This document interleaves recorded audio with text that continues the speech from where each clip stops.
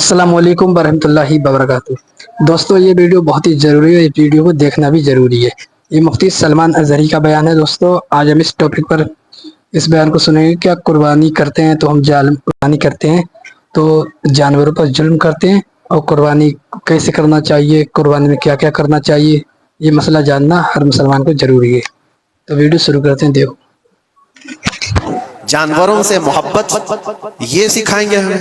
اللہ کے نبی صلی اللہ تعالی علیہ وسلم فرماتے ہیں، بنی اسرائیل کی ایک خاتون کو میں نے جہنم میں دیکھا۔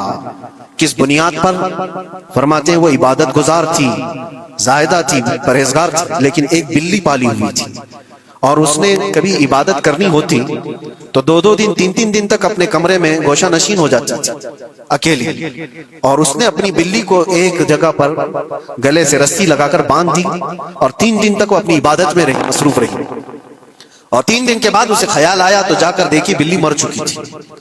حدیث پاک میں صحیح حدیث ہے، اللہ کے نبی صلی اللہ علیہ وسلم فرماتے ہیں صرف اس بنیاد پر اللہ تبارک و تعالیٰ وہ عبادت کرنے والی عورت کو جہنم میں بھیج دیا۔ جو میری مخلوق پر رحم نہیں کرتا وہ رحم کے قابل نہیں ہے۔ یہ سکھائیں گے ہمیں جانوروں پر رحم کرنا۔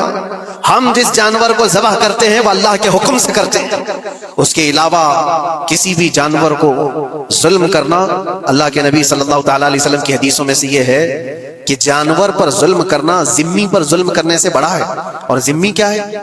ذمی وہ جو مسلمانوں کے ملک میں امن کے ساتھ رہنے کے لیے ریکویسٹ کیا ہوا ہو اور اسلامی حکومت اسے امن دی ہوئی ہو، اور اللہ کے نبی صلی اللہ علیہ وسلم فرماتے ہیں مسلمان پر ظلم کرنے سے زیادہ بڑا ظلم ذمی پر ظلم کرنا ہے، اور اس سے بڑا ظلم جانور پر ظلم کرنا ہے۔ یہ میرے آقا کے فرمان ہے۔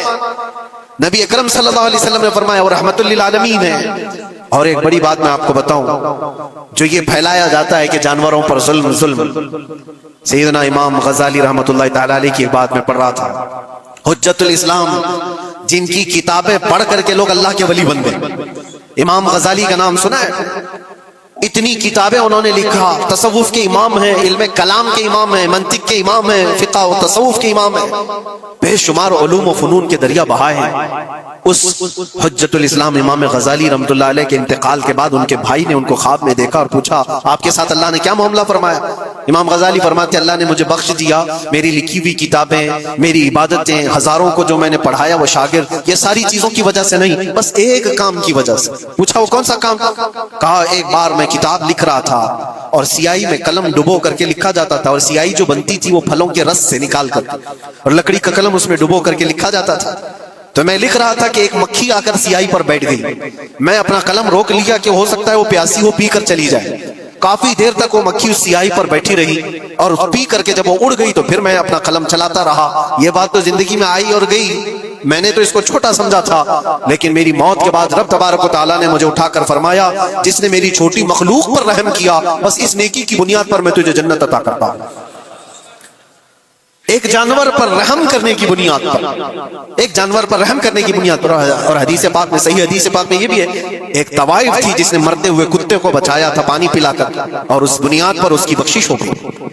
طوائف اور رحم کیا جانور پر تو اس کی بخشش ہو گئی۔ میں اسلام کی وہ چیزیں تمہیں بتا رہا ہوں جو دنیا تمہارے سامنے یہ چیزیں لانے سے عاجز ہے اور قاصر ہے، یہاں تک کہ اللہ کے نبی صلی اللہ تعالیٰ علیہ وسلم نے فرمایا جانور پر اگر تم نے ظلم کیا ہے تو جس طرح سے ظلم کرو گے قیامت کے دن یہ اپنے سینگوں کے ساتھ، اپنے کھروں کے ساتھ اٹھے گا، اور اسی طرح سے اس کا بدلہ بھی دلایا جائے گا۔ وہ تمہیں مارے گا قیامت کے دن اور بدلہ لے گا۔ یہ بھی حدیث پاک میں۔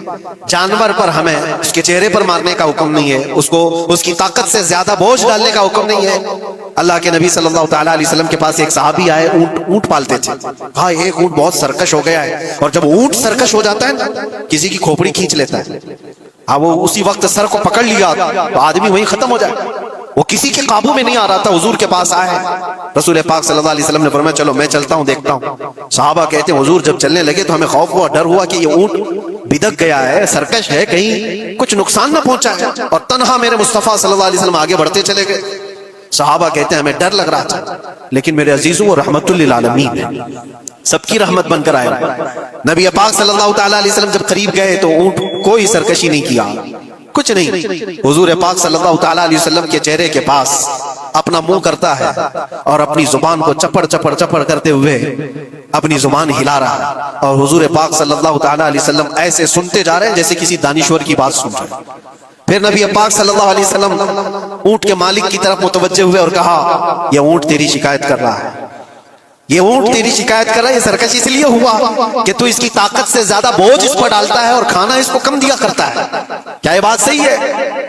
وہ جو بدو تھے، جو اونٹ کے مالک تھے، انہوں نے چہرہ جھکا لیا اور کہا وعدہ کرتا ہوں حضور پاک صلی اللہ علیہ وسلم سے کہ اس سے زیادہ، اس کی طاقت سے زیادہ بوجھ نہیں ڈالوں گا اور اس کا چارہ، اس کے کھانے کا انتظام روزانہ کیا کروں گا۔ تو دوستو سنا آپ نے، جو لوگ کہتے ہیں کہ مسلمان جانوروں پر ظلم کرتے ہیں، دوستو جو ہمارے آقا کو پڑھے گا، اسلام کو پڑھے گا، تو دوستو وہ کبھی کہے گا ہی نہیں، کیونکہ میرے آقا رحمت للعالمین تھے۔ کیا میرے آقا یہ حکم دیں گے کہ ہم جانوروں پر ظلم کریں؟ بالکل نہیں۔